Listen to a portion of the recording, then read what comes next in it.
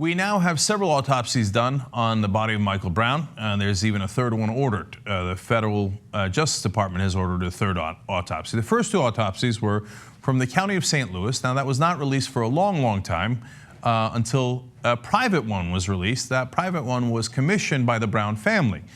Now, funny enough, right after that autopsy was released, all of a sudden we have leaks about what the county of St. Louis autopsy also said. Now, we'll get to that in a little bit because they want to present a different point of view. I'll give both of them to you. Okay, so first of all, let's take a look at the pictures here of the autopsy, and it shows you that there are at least 6 bullet wounds. In fact, County of St. Louis says there might be up to 8. But let's go with the number 6 that most people agree to, including Dr. Michael Baden, who did the private autopsy.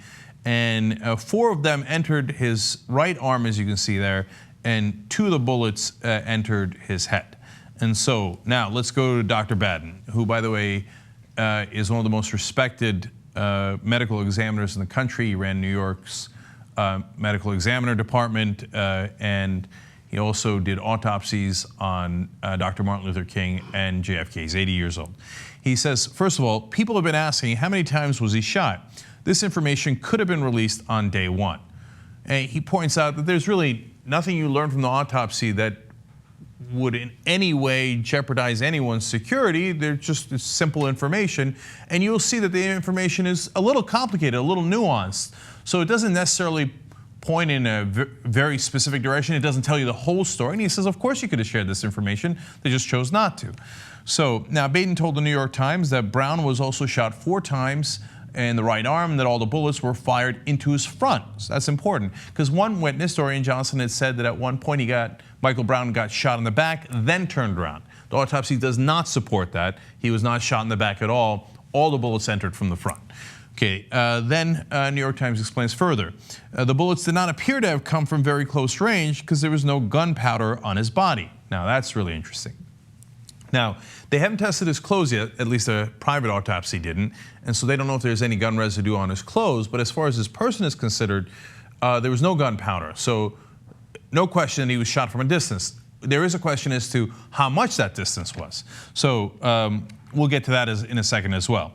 New York Times explains the last 2 shots were in the head, and they would have stopped him in his tracks and were likely the last fired. And that makes sense. Now, they explain further, one of the bullets shattered Mr. Brown's right eye, traveled through his face, exited through his jaw, and re-entered his collarbone. Now, that sounds weird. The reason that that might have happened is because, by all accounts, as you're going to see here, Michael Brown's head was down in the last shot, so it went through his head and then re-entered his body. Okay? Now, we go back to Dr. Baden. He says, in my capacity as the forensic examiner of the New York State Police, I would say you're not supposed to shoot so many times. Right now, there's too little information to forensically reconstruct the shooting. So, as a general thing, did he need to be shot 6 times? Based on his vast experience, he doesn't think so, but the whole reconstruction of the crime scene is not over yet. So he says, look, this one here, he points to, looks like his head was bent downward, talking about the last shot that was fired. It can be because he's giving up or because he's charging forward at the officer. Now, some people are coming forward representing the family on local talk stations. A woman named Josie came forward. Now, we don't know who she is. The radio station says she's a friend of the officer's wife. Is that true? Okay, let's assume that the radio station checked that and double-checked it and got it right. Now, again, this is the officer's wife's friend. I mean, you want to talk about hearsay. But she says that the officer thought that Brown was charging at him, and that's why he had to fire all those shots. So that last shot, it's unclear whether, again, as Dr. Baden rightfully points out, whether he was giving up and hence went like this and got shot in the head anyway, or if he was charging at the officer. I don't know that we'll have more evidence on that, but right now, that's how things stand. Now, a lot of people could rightfully argue maybe you shouldn't have shot him in the head twice under any of those circumstances. So now, Dr. Baden on the distance says the muzzle of the gun was at least 1 to 2 feet away, but it could have been 30 feet away. we'll get back to that in a second because we already have evidence on that, and it's actually provided by the cops. So if it's 1 to 2 feet away, it supports the cops' version of events if we believe the hearsay from friend of the family. Oh my God, he's coming at me. I already shot him a bunch of times. Now I can't do anything but shoot him in the head, right? If he's 30, 35 feet away, well, there's a lot of other options you might have had, right? So now we go to the St. Louis County autopsy. They say, according to the autopsy performed by the St. Louis Medical Examiner, Michael Brown was shot between 6 and 8 times from the front and had marijuana in his system at the time of his shooting. Okay, here we go. So when they knew that he was shot all those times, St. Louis County did not release that. First, they released the footage the cops did, of Michael Brown at the convenience store bullying the store owner, right? And taking those cigarellos or whatever they're called and actually pushing the guy too. But they didn't release how many times he was shot or that he was shot in the head. Now that the other autopsy's out, there's 2 important corrections, right? One is actually he was shot more times than the private autopsy says. Okay, and the second correction is what some are describing as a bombshell. He had marijuana in his system. All right, here we go. THC, which is active ingredient in marijuana, can stay in a person's body for upward of 40 days, according to the National Drug Court Institute. The fact that he had any THC in his system does not mean that he was high at the time, okay? Could have been easily 2-4 days ago that he smoked pot, or it could have been 40 days ago that he smoked it. It stays in your system a long time, especially if you're a frequent user. We don't know if he was a frequent user or not. But even if you're an infrequent user, it stays in your system for about 4 days.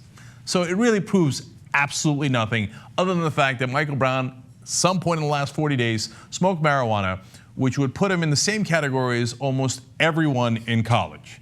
So I don't think that they would want 70% of college kids executed by getting shot in the head because they had marijuana in their system. I hope not, at least. Okay, now, if he was high at the time, though, what would that effect have been? Well, for that, we go to Richard Nixon and his White House. Really? Yes. Actually, back in 1972, they commissioned a study, and here's what it said about marijuana. Rather than inducing violent or aggressive behavior, marijuana was usually found to inhibit the expression of aggressive impulses by pacifying the user, generally producing states of drowsiness, lethargy, timidity, and passivity. So, no. In case you haven't caught on to all the research coming out over the last 4 decades, marijuana doesn't put you in a wild rage. If anything, it calms you down. Okay, so put that nonsense aside. And of course, what they want to do, and the reason now conveniently St. Louis finally releases their autopsy, is more character assassination. You see him in that store, the marijuana, THC, that sounds so dangerous. Okay, now, finally, onto the distance. Now, defenders of the cops will say, he could have been rushing him and you don't know, and there's some witnesses who say that he was rushing at him, and what could the cops do? He was so close, he was almost... Well, first of all, I thought you were saying there was a struggle for the gun earlier. So now you're saying, okay, well, that subsided, and clearly, according to every account, Michael Brown ran away. And then after he runs away, he clearly turns around because he's shot in the front, right? And he turns around before he gets shot there is no shooting in the back, okay? So let's be clear about all those facts. Okay, now, there's clearly not a struggle for the gun at that point because he's significantly far away. You can say, oh no, it could have been 1 to 2 feet. So let's go to the people who you are defending, the cops, right? St. Louis County Police Chief John Belmar did say Brown was hit multiple times and died about 35 feet from the police car where the confrontation occurred. Now, he said that right in the beginning. So that was part of why people were like, whoa, why did you shoot the guy when he's so far away? Now, he says 35 feet from the police car, but the officer was fairly close to the car when he did the shooting of Michael Brown.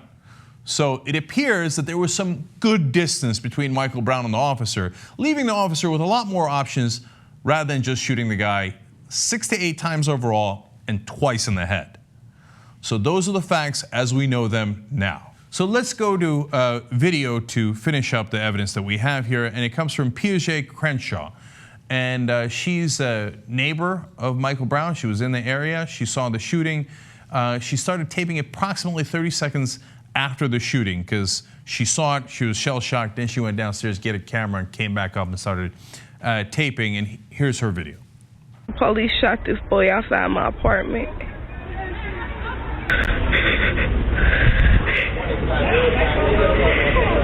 They killed him.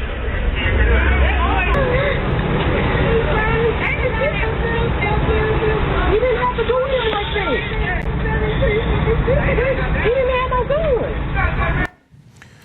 Now you see here some witnesses in the background. You see her reaction. Remember, she saw it, then she went and got the camera after the shooting had already taken place and taped what you just saw there. And then she was on CNN. They asked her, why'd you go get the camera? Let's take a look. From it all initially happening, I knew this was not right. I knew the police shouldn't have even been chasing this young boy and firing at the same time. And the fact that he got shot in his face, it was something that clicked in me like, no, somebody else needs to see this. This isn't right. I got to record. Now, her story matches up with a lot of the other witnesses that say that they were shocked to see at the time, as it was happening, that he got shot in the face.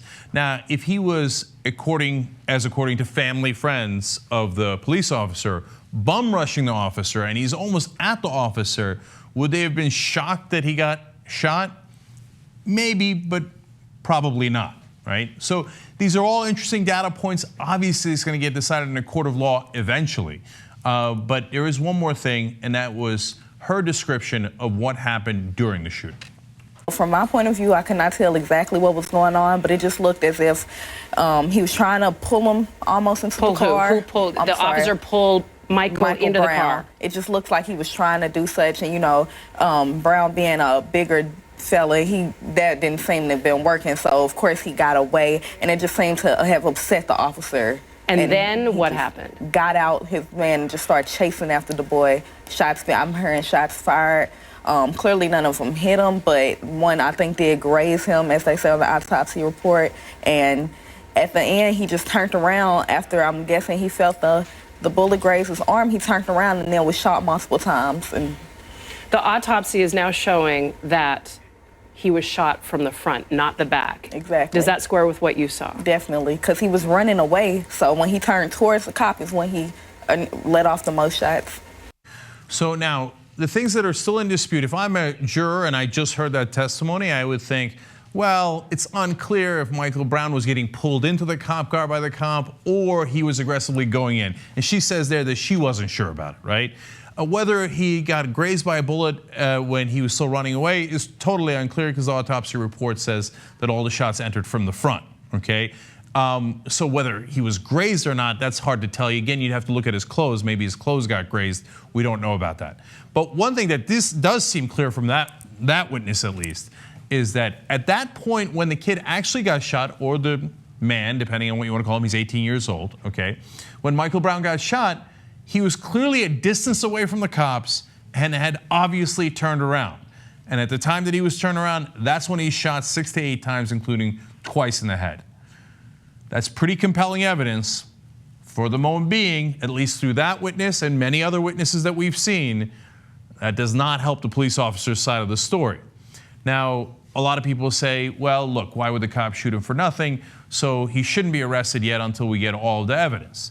Well, the family now says, well, what does it take to arrest someone based on the evidence that we already have, which is, according to them, and according to a lot of objective people, fairly overwhelming now, with 2 bullets to the head that from a distance doesn't appear to have been necessary. Again, whether he's guilty or not will be adjudicated in court, but we see what we see in terms of the autopsy report and now a lot of the witness testimony. Okay, let's just flip it and see if you agree. A young black man shoots a cop 6 to 8 times and puts 2 bullets in his head. Do you think the cops go, well, look, let's just take our time here and let's take a couple of weeks to investigate. We don't want to be unfair to the assailant here. Maybe he was just defending himself from the police officer, so we're not going to arrest him yet. Does anyone believe that that's how it would go down? Now you can say, hey, well, look, that's not fair because the cop's job is to protect us, so you assume that he was in the middle of protecting us. Okay, fine, take the cop element out of it. Really, you think a young black guy shoots a white guy 8 times, 6 to 8 times, puts 2 bullets in his head, and they take 2 weeks to figure out whether they should arrest him? I mean, even though, according to the cops, he might be 30 to 35 feet away when he shoots a guy, maybe it was self-defense. Let's give him the benefit of the doubt and not even arrest him. I guess you could believe that, but you're really stretching at this point. And you got to think about why you're stretching to make sure that you defend the cops.